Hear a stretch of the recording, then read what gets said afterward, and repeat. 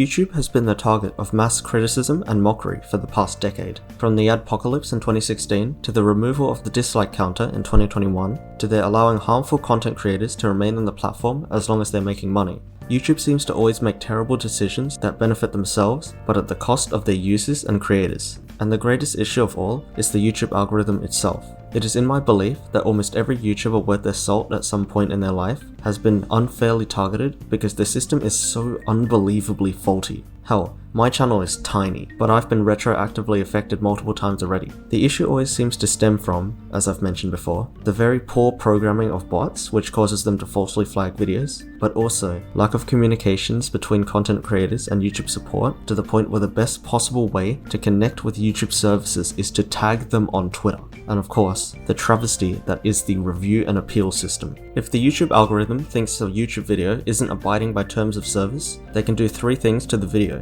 They can limit the ads on the video, meaning the video will make less money. They can demonetize the video, meaning the video makes no money at all. Or they can age restrict the video, meaning the video can only be watched by people who have legally proven that they are above the age of 18.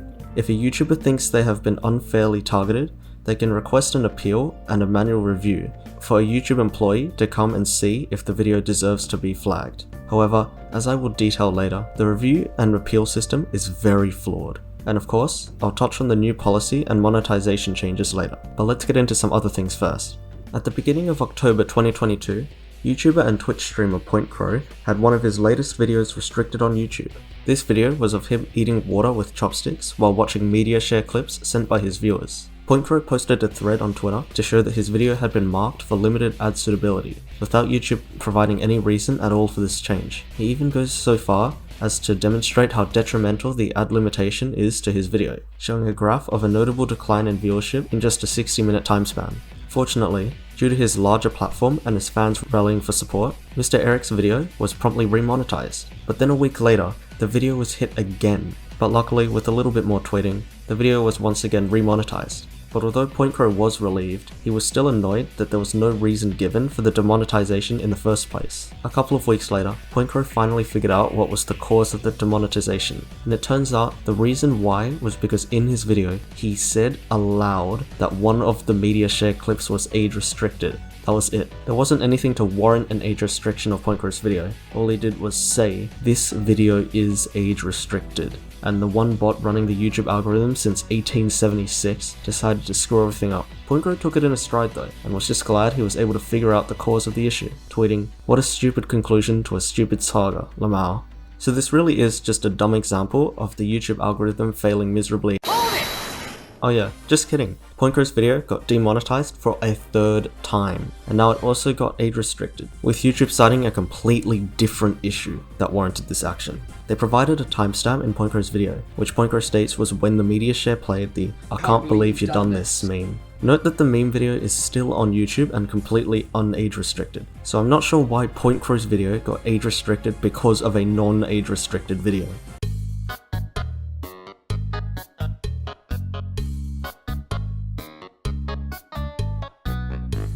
Keep in mind that one of the main reasons why PointCrow even had a chance to speak to YouTube reps at all was because he had a large fanbase and a lot of people who care about his content. Imagine smaller creators like myself who would be unable to prompt any change once an appeal is falsely denied. And even then, there's nothing stopping the YouTube algorithm from just restricting your video over and over and over, as seen in PointCrow's case. Okay, now let's talk about that new policy everyone's been talking about.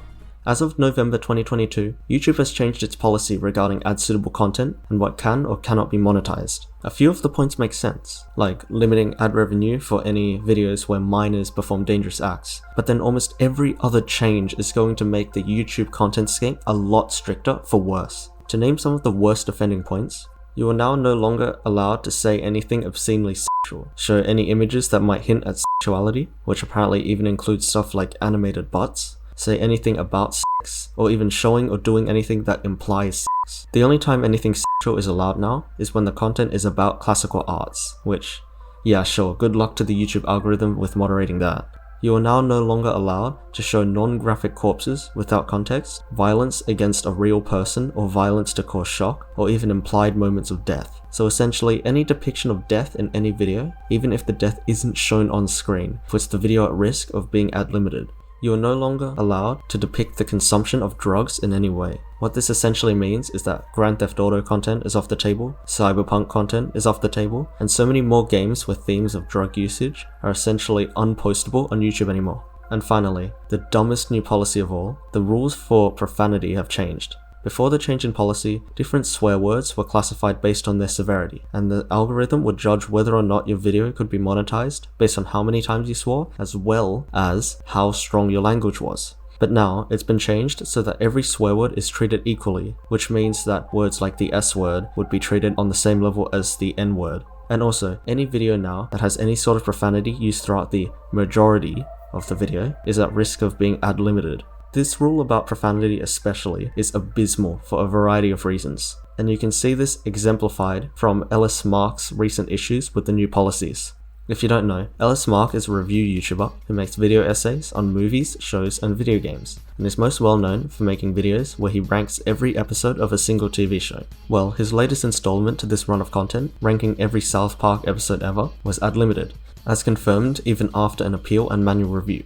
LSMark tweeted to YouTube support, requesting some help with getting the video reinstated, but from what I could tell, no changes were ever made. And then it gets worse, because LSMark posted another video after his South Park one about a Smosh TV show, which also got hit with ad limitations, twice apparently, and I don't think that issue has been resolved at all yet either. LSMark would then go on to post a video about his issues, where he elaborates on why he believes the flagging was unfair to him. He shows that this South Park video was ad limited because of profanity. Sometimes, when an appeal is rejected, they will give a reason for the flagging, and apparently the reason why YouTube ad limited LSMark's video was because they thought he swore in the thumbnail, or they thought he swore in the title, or they thought he swore in the first 7 seconds of the video, or they thought he swore in the majority of the video. Aside from the fact that all of these possible reasons being lumped together is really confusing for a YouTuber to figure out which one is the issue, all of them are not true in Mark's case, except for possibly the case of swearing in the majority of the video. So you could potentially argue that the reason why the video got hit was because of excessive profanity. But then again, obviously, a longer video is going to have more swearing than a shorter video. Also, the wording just saying majority of the video is so vague. What is defined as profanity used throughout the majority of the video? What do you mean majority? If we want to get objective, in my South Park video, I say the B word 13 times, the S word 109 times, and some variation on the F word 188 times. Sounds like a lot, huh? Except when you consider that the video is 6 hours long. Let's say it takes a grand total of 1 second for me to say each of those words. That means within 6 hours, I swear for 5 minutes. You want to know what majority means? Furthermore, the topic of the video is South Park, which is an adult TV show that, as LSMark notes, would probably only be clicked on by people who know what South Park is. No small child would ever watch a 3-hour-long video essay anyway. But maybe YouTube just doesn't want any South Park content on their platform. Never mind, the official South Park Studios YouTube channel is still up and fully monetized. Double standards are fun. This whole situation highlights the hypocritical, child-friendly stance YouTube is trying to take with their independent content creators while also still allowing other more corporate channels to run rampant as long as they're making more money. Now let's get on to the big topic that sparked the most attention and the one I personally am most passionate about. On the 25th of December 2022, YouTuber and Twitch streamer RTGame posted his annual Best of RTGame video, where he takes the best moments in all of his videos of the year and compiles them into one super long video. However, the Drift King's wishes for a happy new year were undercut by the fact that, on the 28th of December, this Best of RTGame 2022 video was suddenly age restricted with no reason or warning. RT did what any normal person would do in this situation and applied for a manual review, which you would think would mean that a real human YouTube employee would go and watch the video from beginning to end to determine if it's ad suitable, right? Well, YouTube doesn't see manual review the same way as you or I, because 10 minutes later, they replied to RT saying they confirmed his video would remain age restricted. Bear in mind that the video is 3 hours long, so there was no way a real human had reviewed it. And to make it even worse, the YouTube algorithm in its divine wisdom decided that, hey, we're not being fair to RTGame by restricting this video, so let's strive for some equality by restricting even more of his videos. So RT's playthrough of The Quarry was also age restricted, as well as at least 10 more videos getting partially demonetized, including a Minecraft Let's Play from over a decade ago and a Lego building video. Again, all of this was done with no reason or warning whatsoever. On the 8th of January 2023, RTGame would go on to post a YouTube video explaining the whole debacle, titled "YouTube is restricting my content." My entire channel is being age restricted and demonetized because I contacted YouTube support for help with an issue, and now I have to consider leaving YouTube altogether. Happy New Year! In the video, Dan goes through everything I've described above, but also adds some additional information, such as how every single one of the flagged videos were appealed but rejected immediately, in the exact same fashion as his Best of 2022 video was rejected after 10 minutes. Because I reported my issue, I triggered a mass flagging of my content. A second video was immediately age restricted, followed by 12 more videos being demonetized with limited ads. No reason was given for any of these, and the manual reviews for all of these videos were immediately rejected once again. He also goes on to show the immense flaws in the YouTube algorithm and the method by which they mass flagged his videos. Whenever you upload a piece of content to YouTube as well, you need to actually flag your video for what might be contained in the video, and if it's too suggestive of a kind of content, it will be limited at that point in the upload process. There's a few problems here though. They only sometimes provide the feedback for why your video is limited, and other times the cited reason is simply incorrect. In several of my videos, I'm flagged for extreme profanity. The cited example for this includes literally using the N-word in my videos. I'd like to go on the record here and state that I have not said the N-word in my content. Another ridiculous thing about this situation is that RTGame was mass flagged because he argued against his Best of 2022 video being restricted. He drew attention to himself, which led to a bunch of his videos being targeted by the YouTube algorithm, which is seriously unbelievable and unfair. And this is proven by the fact that a lot of the games that RT got demonetized over are perfectly fine being broadcast on other channels, simply because the algorithm hasn't noticed them yet because they never brought anything up. There are fully monetized, unrestricted videos showing every character death in The Quarry, and trust me when I say that The Quarry is one of the most gruesome games I've ever seen. Furthermore, a major issue with this system is that it can effectively kill the sources of income for a lot of full-time content creators. If a content creator has made a bunch of videos about a similar topic, or made a bunch of videos in a similar style, but YouTube doesn't agree with said topic or style, that creator could wake up one morning to find all of their videos demonetized or age restricted, with no warning or reason whatsoever, leaving them with no source of revenue. And knowing how scuffed the review and appeal system is, it's possible, or even probable, that the videos won't be reinstated. And by far, the dumbest part of this whole saga obviously traces back to YouTube's amazingly awful appeal policy. In RT's case, one of his videos was flagged with no reason given, so like a sane person, he appealed it. However, the appeal was rejected, and only now did YouTube send him a reason for the flagging, which was that he had profanity in the first 15 seconds of the video. Now, if you don't know, YouTube has an editing tool which allows you to trim content out of already posted videos. So obviously, RTGame could just cut out the profanity in the video and the video could be remonetized, right? Well, that's what would happen if the system was competent in any way. Instead, the video will remain demonetized because a creator can only make one appeal per video. Unbelievable. If a video is flagged, YouTube knows what is wrong but doesn't tell you. As a creator, you now get one chance to appeal the video, and you have to try and guess what the offending content is. If you get the guess right, your content is restored. If you get it wrong, YouTube might tell you what was wrong, but you are also allowed to never fix your content now that you know what was wrong with it, unless you physically take down the video and re-upload the entire thing. I can personally vouch that RTGame is one of the kindest and most considerate gaming YouTubers, and the fact that his hard work is not only going unrewarded, but is actively harming his channel angers me beyond words. This situation demonstrates three things. The YouTube algorithm's programming is awful, but also the whole system of review and appeals is incredibly flawed. If you are ever going to make any videos showing mature games at all, expect it to be demonetized, as well as any videos you've already made about that topic prior to November. And fighting any unfair restrictions puts you at risk of getting your channel damaged even further. On a completely unrelated note, I just want to touch on how the rules for striking a video are really bad as well. A YouTube channel or video can receive a strike if they violate community policy or guidelines, but I'm referring specifically to copyright strikes, which a person or company can do to a YouTuber if they think that the YouTuber has used their copyrighted material in a video.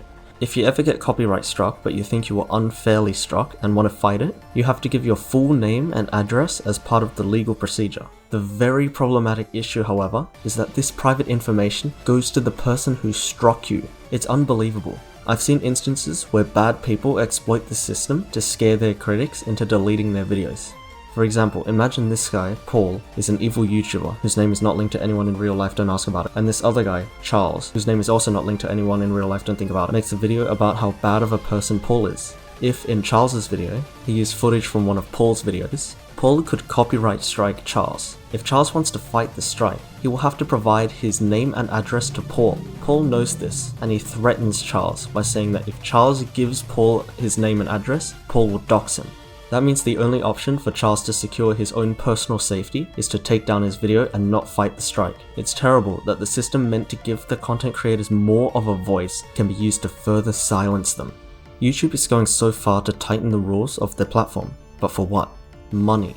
Advertisers usually try to place ads on videos that they think is safe to be viewed by anyone, because that would mean more people view the video, meaning more people see the ads. YouTube obviously makes money from advertisers putting ads on videos, meaning if YouTube wants to make more money, they would have to make more videos suitable for advertisers. And the only way they can think to do that is to introduce these new overblown restrictions that totally dumb down any sort of content that couldn't be viewed by someone over the age of 12. So by ad limiting and demonetizing even the more innocent videos, YouTube is trying to intimidate and disincentivize content creators from making any videos that even risk advertisers denying them at all.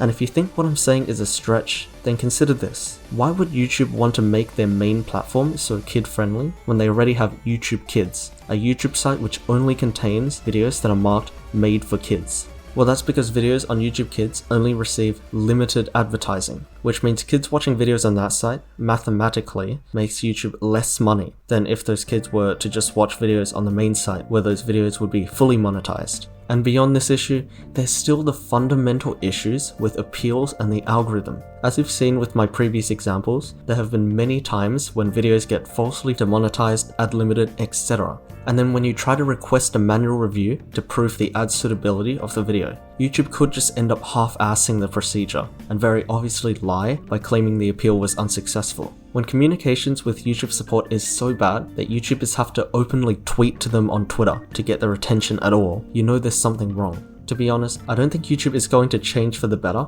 and will probably keep getting more and more diluted with the baby-friendly agenda YouTube seems to be pushing. And unless someone makes a new platform sometime soon, then we're all trapped here. It really sucks.